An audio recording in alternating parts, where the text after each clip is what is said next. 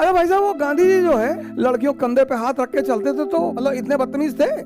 उस एक ईमानदार आदमी ने पूरी ब्रिटिश एम्पायर को हिलाकर रख दिया। 70 साल की उम्र में 2 लड़कियों के कंधे पे हाथ रख के चलता था। समझो उस आदमी को। भगवान बनने की कोशिश कभी मत करना, नहीं तो मारे जाओगे। फिर मुझे कुछ दिन बाद पता चला कि यार अजीब सवाल का अजीब ही जवाब होता है।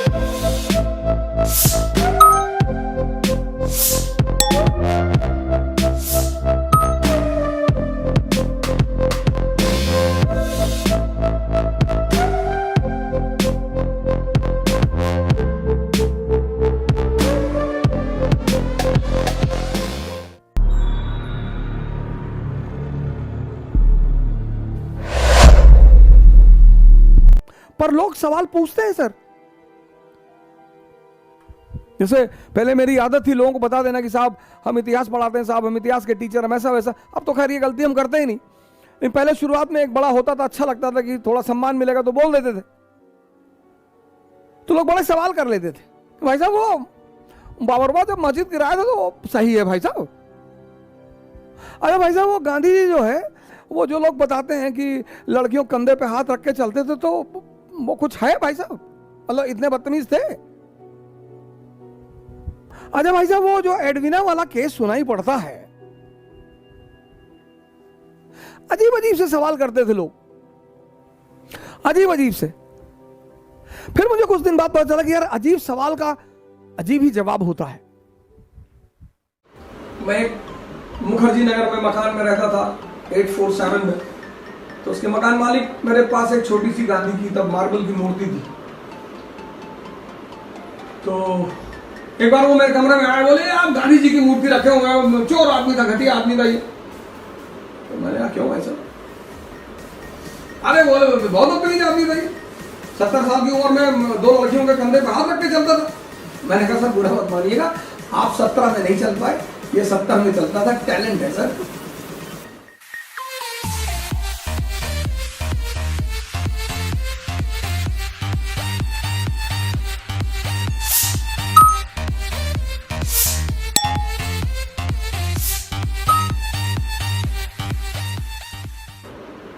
हमने कहा आपकी बीवी आपको ना हाथ रखने दे कंधे पे, बाजार में कहती नीचे रख लो, लोग देख रहे, बेइज्जती हो रही। गाली मत दो, किसी को नहीं समझ पाते हो कोई बात नहीं। महाभारत के युद्ध में भी कृष्ण का कोई योग कहां लड़े हो? जैसे तुम कहते हो कि गोली तो भगत सिंह ने चलाई, बिल्कुल चलाई, जान दी भगत सिंह ने। ऐसे बाण तो अर्जुन ने चलाए, फिर कृष्ण की क्या महत्व है? डायरेक्शन का।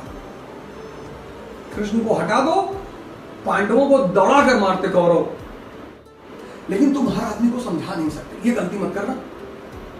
तुम पंजाब कैडर के आईएएस हो गए और तुम्हारा ड्राइवर सरदार है, और तुमसे उसने कहा कि साहब गांधी जी की वजह से भगत सिंह को फांसी हो गई, तुम उससे कहो बिल्कुल बहुत बढ़िया कह रहे हो, गांधी जी की फोटो पटक दो उठाकर। भगवान बनने की कोशिश कभी मत करना, नहीं तो मारे जाओगे।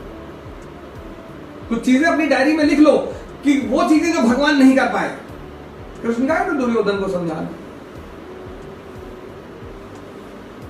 जब भगवान सबको नहीं समझा सकता, तुम समझा ले जाओगे?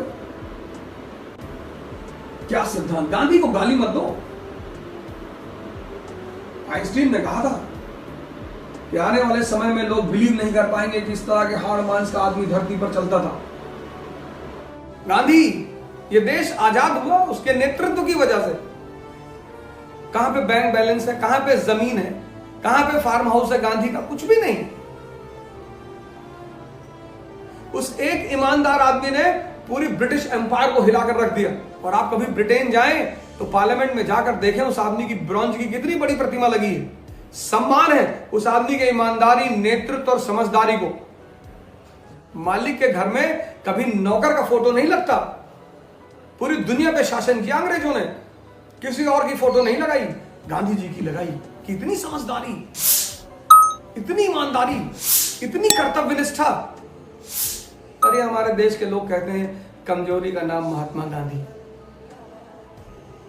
पढ़ो बाबू, समझो उस आदमी को। मोहनदास करमचंद गांधी।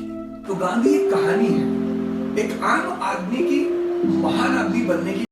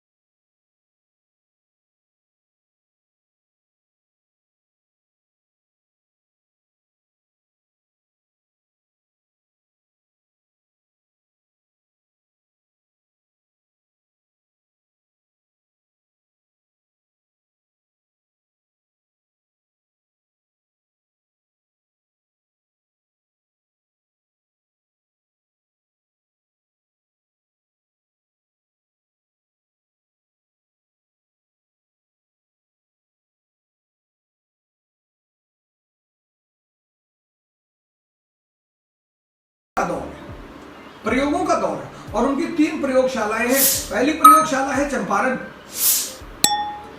1917 राजकुमार शुक्ला जी आते हैं, उन्हें लेकर जाते हैं कि बाबा हमारे यहाँ किसानों की हालत बहुत खराब। शुरू में तो गांधी जी थोड़ा सा अवॉइड करते हैं, लेकिन फिर वो तैयार होते हैं, ठीक है हम चलेंगे। वो चंपारण पहुंचते हैं, चंपारण का कमिश्नर उन्हें ऑर्डर देता है कि आप यहां से हट जाएं, चले जाएं। गांधी जी ने कहा मैं तो नहीं जाऊंगा। और कमिश्नर के ऑर्डर की अवहेलना करना, इग्नोर करना 1917 में, आज एसएचओ की ऑर्डर को इग्नोर करना बहुत बड़ी बात है। तो जनता, चंपारण की जनता को लगा कि नंदार आदमी है, ऐसा थोड़ा है, हल्के में थोड़े, महात्मा है हमारे।